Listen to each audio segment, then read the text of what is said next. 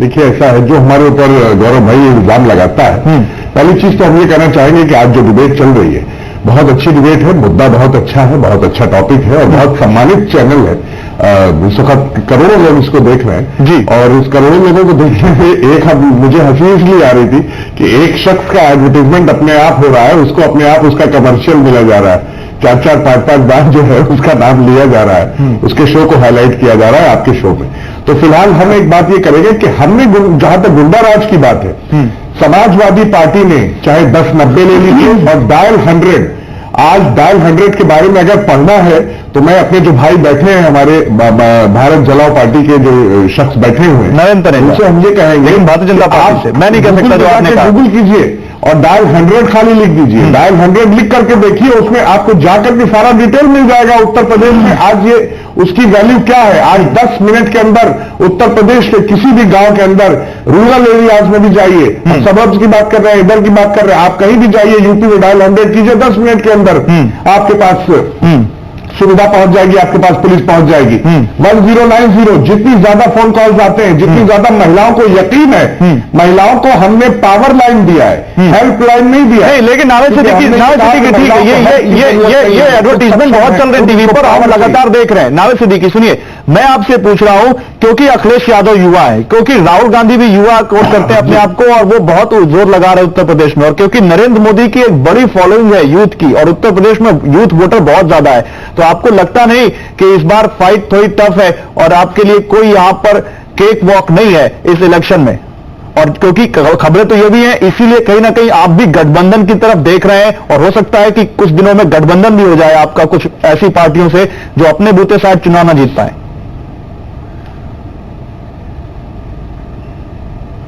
हमें किसी से कोई खतरा नहीं है, हम किसी की तरफ नहीं देख रहे हैं। जिसको लोग यहाँ पर जिसको बारे में अपशब्द कह रहे हैं, कुछ लोगों ने अभी दूसरे दल के लोग बैठे थे, क्या क्या प्रधानमंत्री के लिए अल्फाज का इस्तेमाल नहीं करना चाहिए, मैंने तो शुरू पर्सनली नहीं करना चाहिए। आदरणीय, मैं बड़ी इज्जत करता हूं उनकी, मैं बड़ी इज्जत करता हूं, मैं बड़ी इज्जत करता हूं। आज उनको प्रधानमंत्री है, एक जगह पर लोगों ने बैठाया है, हमारी जनता ने बैठाया है, हमारी जनता का एहतराम करें और जनता ने जहां बैठाया तो उस पद की गरिमा, उस पद की वो चीजें सोच करके तब बात करें। तो हमें किसी से कोई खतरा नहीं है, क्योंकि हमें मालूम है हम लगातार काम कर रहे हैं, हम इस वक्त सबसे आगे चल रहे हैं। वी आर वेरी कॉन्फिडेंट गौरव भाई, और हमें मालूम है कि जनता हमें देख रही है, जनता लोकतंत्र में जवाब देगी।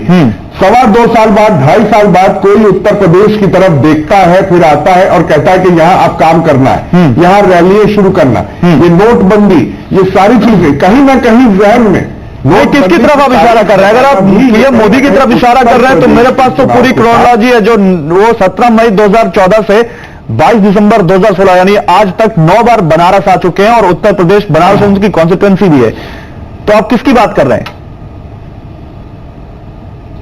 देखिए ऐसा है कि आप अच्छी तरह से समझ गए किसकी तरफ हम इशारा कर रहे हैं, हमें अब वो कहने की जरूरत नहीं है।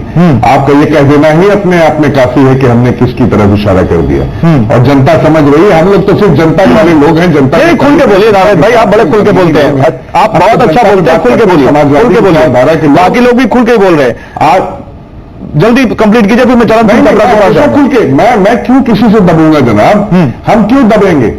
हम क्यों दबेंगे? क्योंकि मुझे मालूम है कि गौरव भाई, कौन सी बात कहां कैसे कही जाती है, कौन सी बात कहां कैसे कही जाती है, ये सलीका हो तो हर बात सुनी जाती है। तो मुझे मालूम है कि कौन से सलीके से। चलिए ठीक है, तो ये आपने अपने अंदाज में बड़ी बात है। मैं वजीर आला के लिए खुल के बोल रहा हूं, और हमारे वजीर आला अखिलेश यादव की टक्कर में कोई है तो आप बता दीजिए, जिसमें कोई काम किया हो, जिसमें कोई।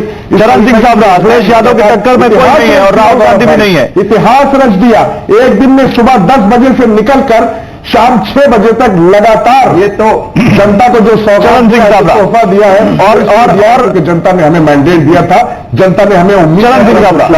समाजवादी के प्रवक्ता तो ये कहेंगे ही नहीं तो ये खतरे में आ जाएंगे बट तनेजा साहब जो कह रहे थे, मैं उस पर आना चाहूंगा। इन्होंने इस तरह से बताया कि बहुत छोटी सी बात है कि किसी पेपर पर उनका नाम आ गया और उसका इशू बन गया। ऐसा नहीं है, हमारे यहाँ खतरे में कोई नहीं आता। देखिए ऐसा है, इनकम टैक्स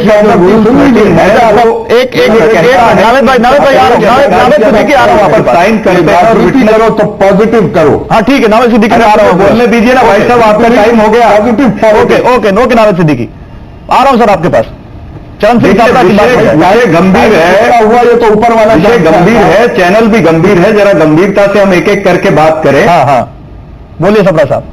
तो जो इन्होंने जो अभी तनेजा साहब बात कर रहे थे, ऐसा साधारण इशू नहीं है।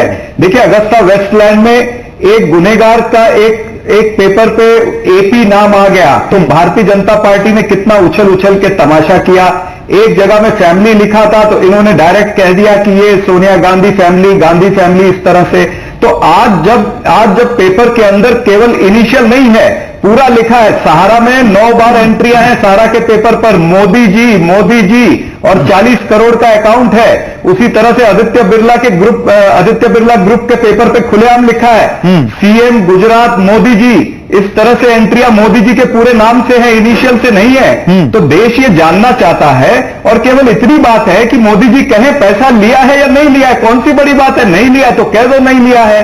और जहां तक आप कहते हैं, नहीं तो एक बात बताइए चरण सिंह साहब एक बात बताइए कि वही चीज फिर आपसे पूछी जाएगी जब सोनिया गांधी को लेकर, सोनिया गांधी के नाम को लेकर, अहमद पटेल के नाम को लेकर पूरी संसद ठप कर दी गई, तब सोनिया गांधी और अहमद पटेल ने आके सफाई दी थी क्या कि उन्होंने अगस्ता वेस्टलैंड में कुछ लिया या नहीं लिया? नहीं दी थी। नहीं, मैं और दूसरी बात मैं क्या कह रहा हूं कि उसमें इन्वेस्टिगेशन चल रही है। सुनिए गौरव जी, मेरी बात सुनिए। उसमें इन्वेस्टिगेशन चल रही है। इन्वेस्टिगेशन के तहत अगर किसी का नाम आता है तो भारतीय जनता पार्टी किसी कांग्रेस के नेता को छोड़ने वाली नहीं है। हमको भी पता, आपको भी पता है। लेकिन यहां पर हम वही कह रहे हैं कि इन्वेस्टिगेशन होनी चाहिए। अब ये इन्वेस्टिगेशन से क्यों कतरा रहे हैं, ये सबसे बड़ा सवाल है।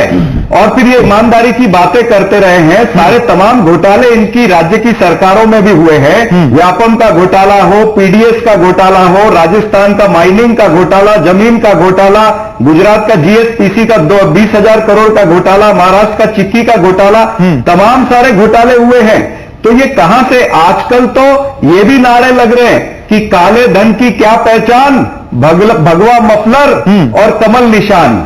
तो इस तरह के नारे लग रहे हैं सड़कों पे। तनेजा साहब को शायद पता नहीं है, जब ये बैंकों की कतारों में खुद जाएंगे तब वहां इस तरह के नारे लग रहे हैं तनेजा साहब।